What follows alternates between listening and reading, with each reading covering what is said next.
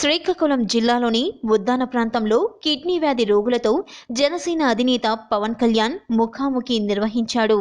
ఇచ్చాపురంలో ఏర్పాటు చేసిన సభలో ఆయన రోగులతో ప్రత్యక్షంగా మాట్లాడి వారి కష్టాలను తెలుసుకుంటున్నారు. కిడ్నీ వ్యాధి కారణంగా ఎన్నో ఇబ్బందులు పడుతున్నామని, చికిత్స చేయించుకుంటున్నా వ్యాధి నయం కావడం లేదని రోగులు ఈ సందర్భంగా పవన్కు మొరపెట్టుకున్నారు. అందుకోసం పవన్ కళ్యాణ్ తనదైన స్టైల్లో ప్రభుత్వంపై స్పందించాడు. ఉద్దానం కిడ్నీ సమస్యకు సంబంధించి ప్రత్యేక కమిటీ వేయాలని రాష్ట్ర ప్రభుత్వాన్ని కోరాడు.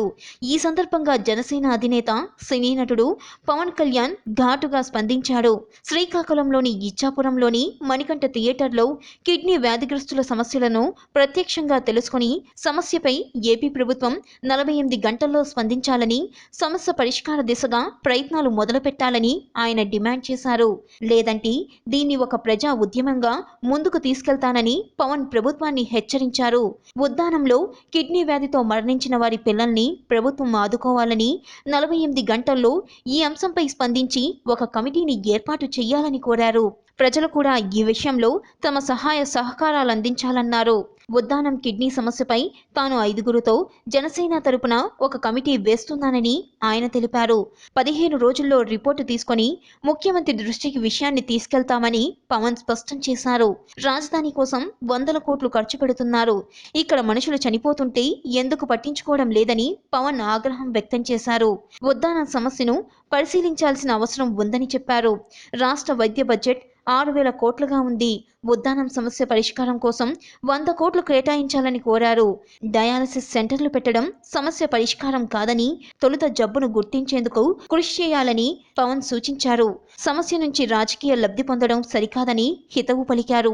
శ్రీకాకుళం జిల్లా ఉద్దానం ప్రాంతానికి చెందిన పలువురు డాక్టర్లు, విద్యావేత్తలు కిడ్నీ సమస్యల గురించి పార్లమెంట్ దృష్టికి తీసుకువెళ్లిన కారణాలపై రీసెర్చ్ చేసేందుకు 20 కోట్లను కూడా కేటాయించలేకపోయారని పవన్ కళ్యాణ్ తెలిపారు. ప్రజలను ఓటు బ్యాంకుగా చూసి ఓట్లేయించుకొని వెళ్లిపోకుండా నిజమైన ప్రజా ప్రతినిధులుగా, రాజకీయ నేతలుగా వ్యవహరించాలని జనసేన తరపున తాను మనస్ఫూర్తిగా కోరుతున్నట్టు తెలిపారు. అన్ని పార్టీలు సమస్య పరిష్కారంపై దృష్టిని పెట్టాలని చెప్పారు. కిడ్నీ బాధ్యతలను ఎందుకు పట్టించుకోవట్లేదో ఆత్మ విమర్శలు చేసుకోవాలని పవన్ సూచించారు. అంతేకాదు, కిడ్నీ బాధితుల దగ్గర కూర్చొని వారి సమస్యను తెలుసుకున్నారు. అసలు అక్కడ ఇంతమంది చనిపోతుంటే హెల్త్ మినిస్టర్కి ఈ విషయంపై కనీసం ఎలా స్పందించాలో అర్థం కాకపోవడం హాస్యాస్పదమని ఆయన అన్నారు. దీన్ని ఒక మహా విపత్తుగా చూడాలి అని, టెక్నాలజీ ఇంత అడ్వాన్స్ అవుతున్న ఈ జనరేషన్లో కూడా ఇలాంటి చావులు దేశంలో మంచిది కాదని, ఇంకెప్పుడు మనం అభివృద్ధి దిశలో నడుస్తామని చెప్పాడు.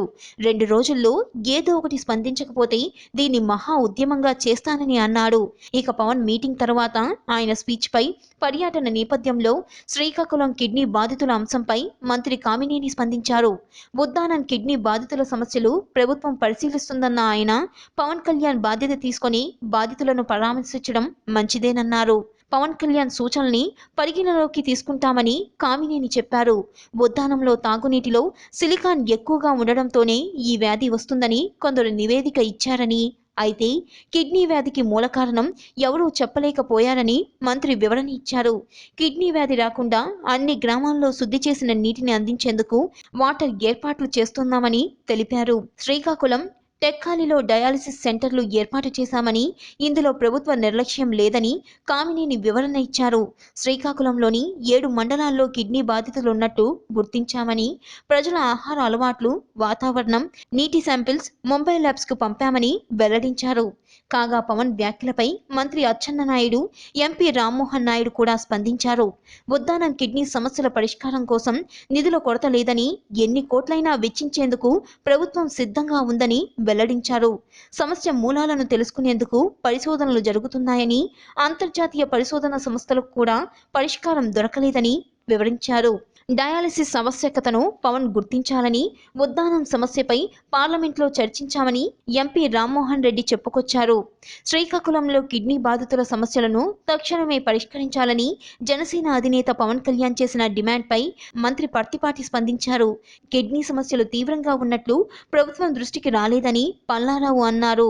ప్రభుత్వం దృష్టికి పవన్ తీసుకువచ్చిన సమస్యలను సానుకూలంగా పరిష్కరిస్తామని చెప్పారు.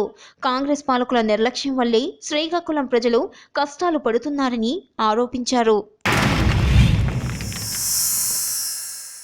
Like and subscribe Eagle Media Works.